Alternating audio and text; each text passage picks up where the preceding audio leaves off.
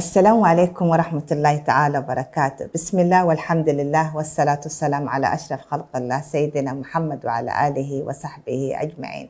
أهلا وسهلا ومرحبا بكم أعزائي المشاهدين والمشاهدات في الحلقة الثانية من موضوع الهمة. وتحدثنا في الحلقة السابقة، عرفنا الهمة، ما هي الهمة، ما هي صفات أصحاب الهمم العالية. اليوم إن شاء الله يعني حأتناول جزئية أخرى في موضوع الهمة، اللي هو كيف نكتسب هذه الهمة، ومن أين نجد الهمة، وهل الهمة تباع في أماكن حتى نأخذها. يعني هي ليس كحبة الدواء الواحد يأخذها من الصيدلية أو من مكان ما أو من الطبيب، لكن يعني الله سبحانه وتعالى في أوائل يعني الهمة تأتي أولا، يعني هي رزق من الله سبحانه وتعالى. يعني الله سبحانه وتعالى ما شك فيه، يعني إنه ربي يعني اختص بعد عبادي بعد الصفات، ولذلك نجد إنه في كثير من الأشياء يعني هم قلة. يعني حتى الرسل يأتي مع الواحد والاثنين، يعني حتى الرسل هم كانوا قلة. من يكون لهم دور في المجتمعات، يعني أصحاب يعني الهمم العالية، أو يعني يكون القائد الهمام، يعني دائما تجد أنهم قلة.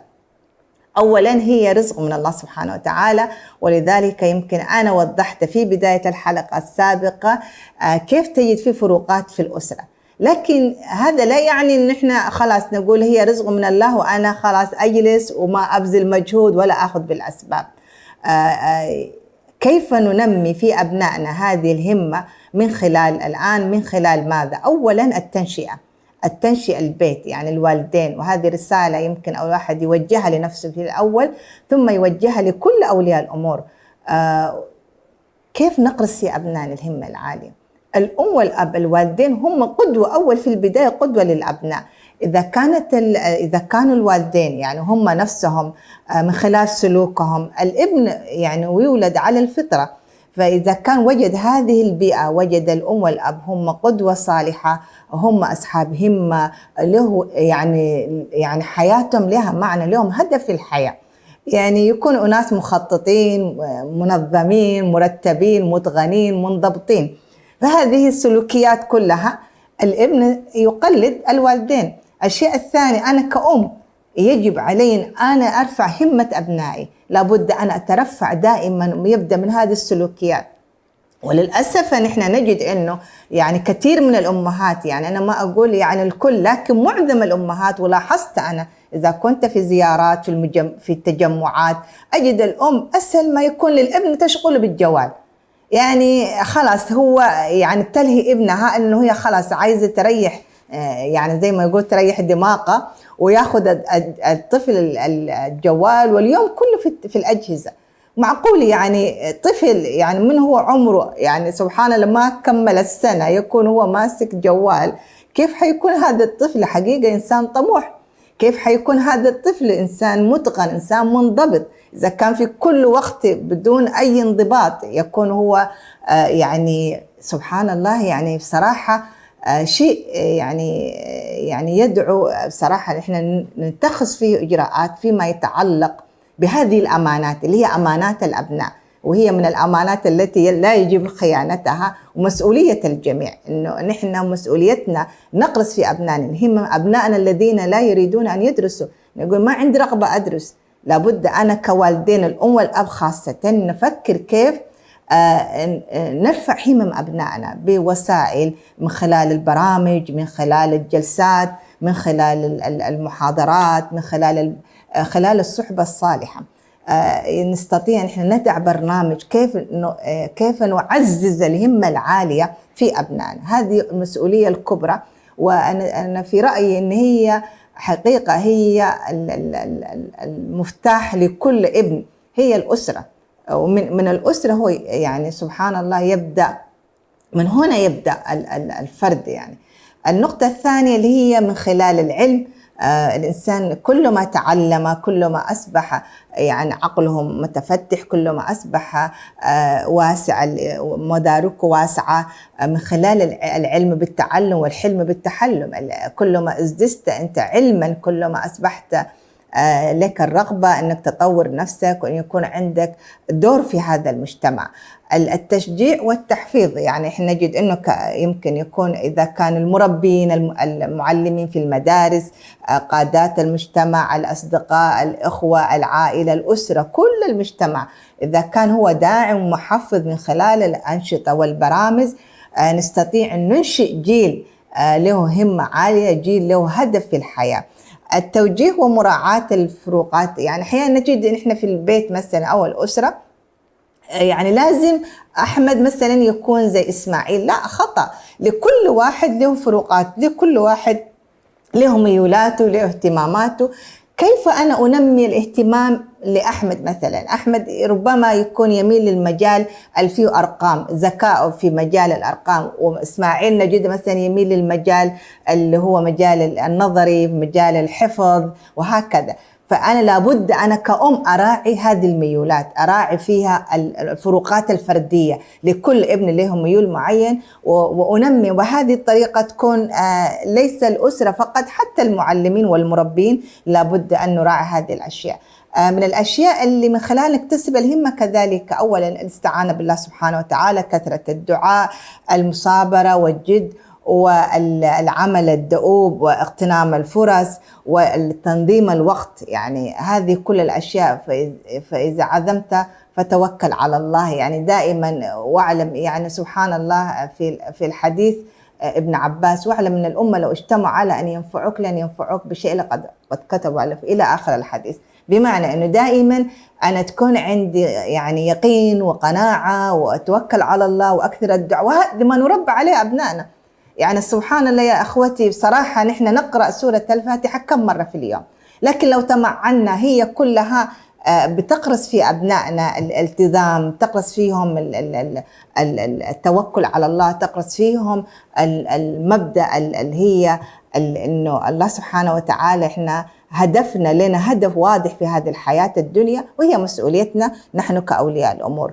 استشعار المسؤولية حقيقة هي يعني الركيزة الأساسية في موضوع الهمة. إذا كان أنا عندي همة لأنه أنا مثلا أنجز عمل ما، لكن لا أتحمل مسؤوليته، ويعني هذا يمكن الموضوع أولا أنا يعني أوجهه يعني خاصة لأولياء الأمور، نحن نكون قدوة في تحملنا للمسؤولية.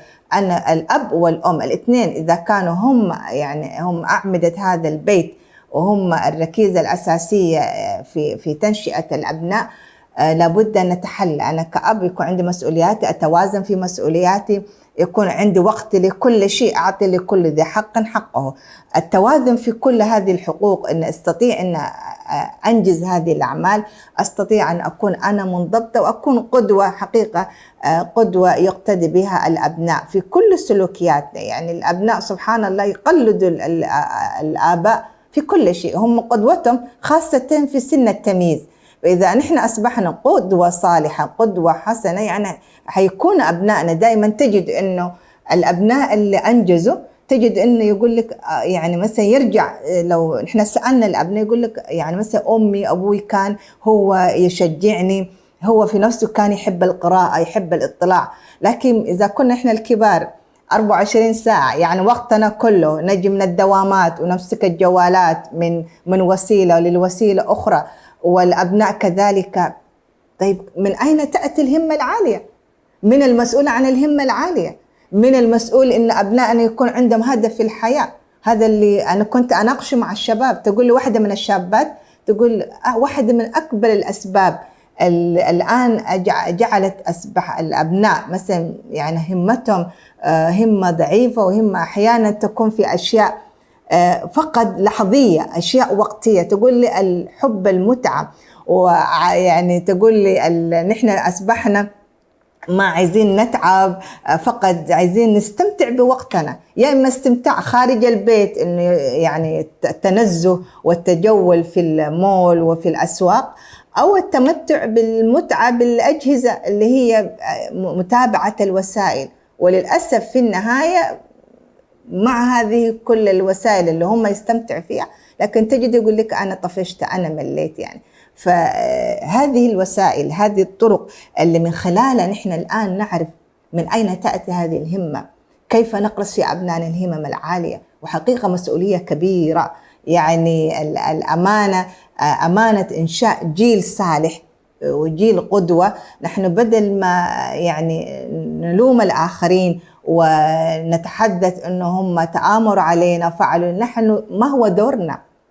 هل نحن فعلا ملتزمين بالأشياء اللي نتحدث عنها؟ هل فعلا نحن قدوة صالحة لأبنائنا؟ هذه مسؤوليتنا، ونحن نستطيع من خلال هذه الأشياء اللي ذكرتها نستطيع أن نرفع همم أبنائنا. وأنا عندي نموذج حقيقة عشته في الفترة من الفترات، إنه في طالبتين كانوا واحدة من الطالبات اللي هي جدتها أستاذة جامعية تدرس في الجامعة، وكانت تجمع البنات وتقول لهم أنا عايزاكم تكونوا تقول أنا فتاة المستقبل، يعني الفتاة المسلمة. فبدأوا هم في الصف الخامس الابتدائي، يعني تخيلوا الصف الخامس الابتدائي، ورسموا لنفسهم هدف، وكانت عندهم رؤية واضحة إن هم بعد ما يتخرجوا من الجامعة حيكون عندهم برامج كيف يرشدوا الشباب ويعملوا، يعني كانت أفكار جدا رائعة. يعني أنا أتذكر يعني هذا الموضوع يمكن قبل 8-9 سنوات، وأصبحوا الآن البنات في الجامعة وعلى وشك التخرج وهم يخططوا لهذا الهدف النبيل. من أين جاءت هذه الهمة العالية؟ حقيقة كان لهذه المرشدة، لهذه المربية، الأم الفاضلة، هي قدوتهم، هذه الدكتورة جدتهم كان لها دور كبير في إنهم شكلت يعني شخصياتهم بهذه الطريقة. فهذه رسالتي، ومن خلال برنامجنا هذا برنامجنا من هنا نبدأ، هو دائما أذكر الأخوة والأخوات المتابعين لنا هذا البرنامج الهدف الأساسي منه حقيقة نحن كيف نعالج هذه المشاكل الموجودة في مجتمعنا، وإن نحن نستعين بأبنائنا اللي هم الكبار يكونوا قدوة للصغار، وتكون رسالتنا للجميع إنه نحن لنا دور كبير في إنه نستطيع أن نغير أشياء كثيرة بالنظرة الإيجابية والتفاؤل والاستعانة بالله سبحانه وتعالى والعزم والمداومة على العمل. وإن شاء الله يعني نختم الحلقة الثانية، وإن شاء الله يكون لنا لقاء آخر في الحلقة القادمة. إلى أن نلقاكم نستودعكم الله، والسلام عليكم ورحمة الله تعالى وبركاته.